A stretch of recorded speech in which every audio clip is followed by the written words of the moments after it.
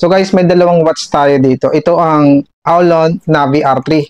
Ito yung una nilang nirelease na mayroong GPS. At may bago silang nirelease ngayon na Aulon Navi R2. So sa pagkakaintindi ko, dapat ito yung una nilang nilabas kasi R2 tapos R3. Tsaka mas manipis yung box ni Navi R3 kaysa kay Navi R2 na makapal, na malaki. So, tingnan natin guys kung ano ang laman nito. So, dito guys, mababasa na natin yung 1.39-inch HD screen, built-in GPS, keeps driving, Bluetooth 5.3. Yung screen resolution niya ay 360 by 360. Battery capacity niya ay 500 mAh. Yung weight niya ay 59. Usage time 7 to 10 days. Waterproof grade IP68. So meron itong blood oxygen saturation, HD Bluetooth call, multi-sport modes. So buksan natin.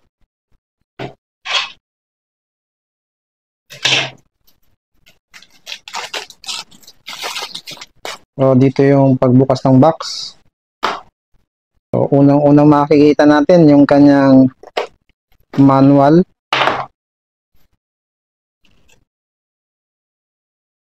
Umiikinang yung kanyang keeps driving, oh. So, tingnan natin. Ito guys, bezel niya ay alloy. Ano pa yung laman?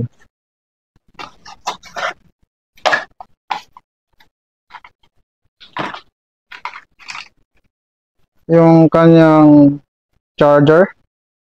Ang bilog. Meron siyang kasamang screen protector. So, tanggalan natin yung sticker.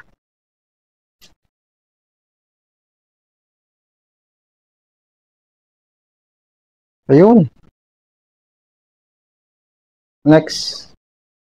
Guys, kung nakakatulong yung mga content ko tulad nito, baka pwede mo naman i-like yung video ko. Pa-subscribe na rin ako. Malaking tulong ito sa channel ko. Maraming salamat. So ito guys ay nakonect na natin sa kanyang app. At isa sa napansin ko dito, meron siyang tatak ng Navi R2. Isa yan sa nagbibigay ng ganda sa kanya. Tapos meron siyang speaker. So explore natin. Kapag sinuwipe natin pataas, makikita natin yung setting. Wala na. Pag sinuwipe natin pababa, makikita natin yung notification. Pag sinuwipe natin pa kanan, makikita natin yung kanyang widget.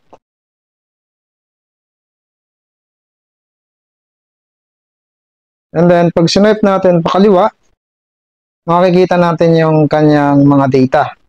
Siguro sa step or sa takbo. Heart rate. Sabi nun.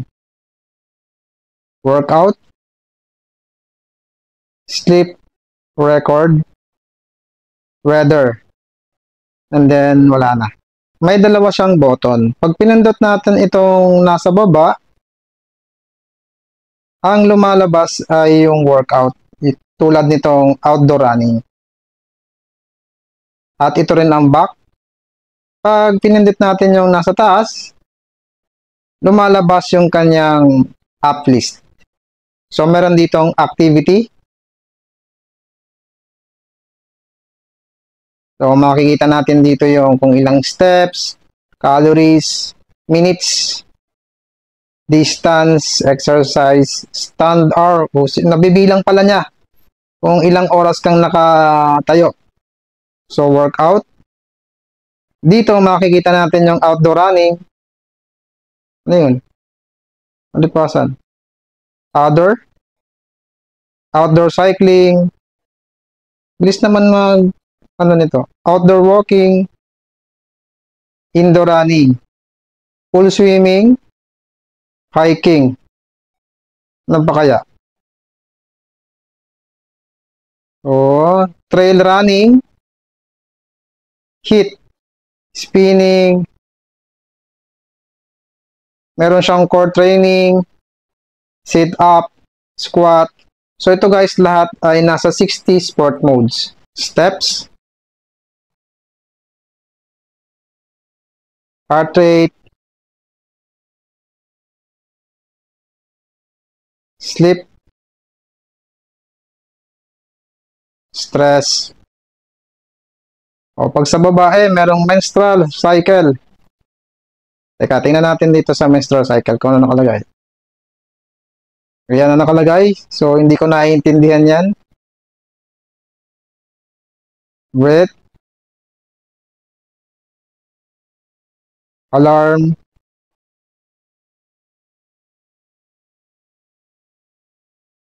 phone. O, may keypad siya. Oo nga, no. Pwede ka ditong maglagay ng number na tatawagan mo. Ang galing ah.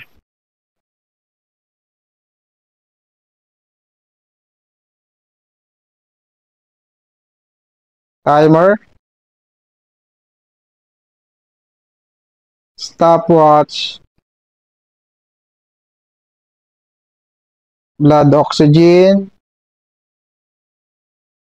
compass. So ito na guys, nakalibrate natin yung kanyang compass.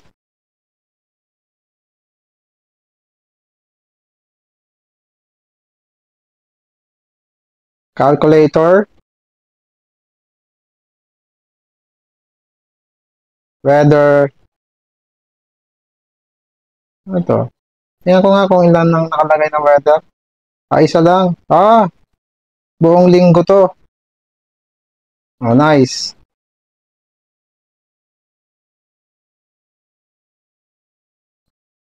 Camera remote, music, word clock. Ano yung word clock?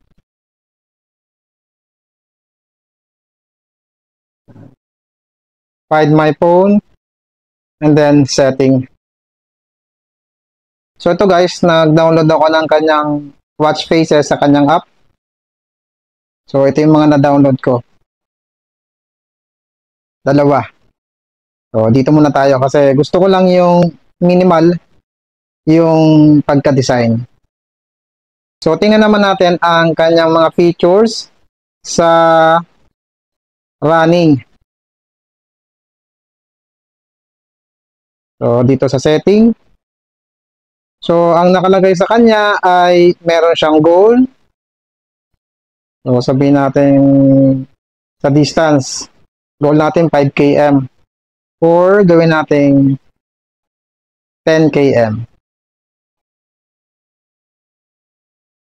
Ayan.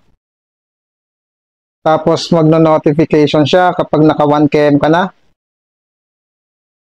I-on din natin yung high heart rate alert. Ayan. So kapag nag 150 BPM ka na, mag-a-alert na to. Pwede ba siyang baguhin? Pwede.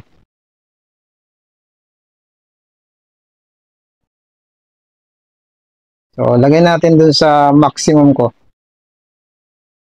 181, 180. Ayan.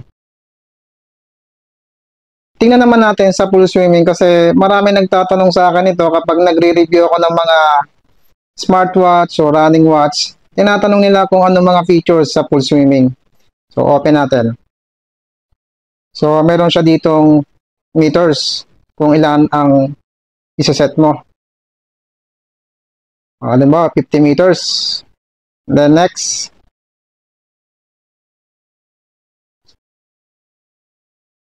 At nandito yung duration, distance, calories. So, subukan natin guys kung gaano siya kabilis kumonek sa GPS satellite. 15, 13, 12, 11, 10, 9, 8, 7, 6. Bali nasa 7 seconds bago siya kumonek sa GPS. So dito makikita niyo yung signal ng GPS kung ilan bar.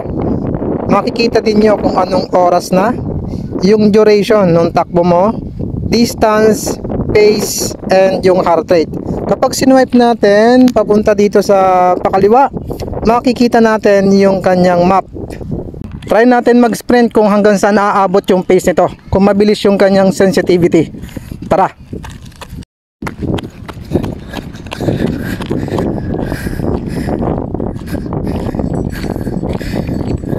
So nakakita ako guys ng 3 minutes, 4 minutes, 5 minutes per kilometer dito sa pacing niya nung nag-sprint ako.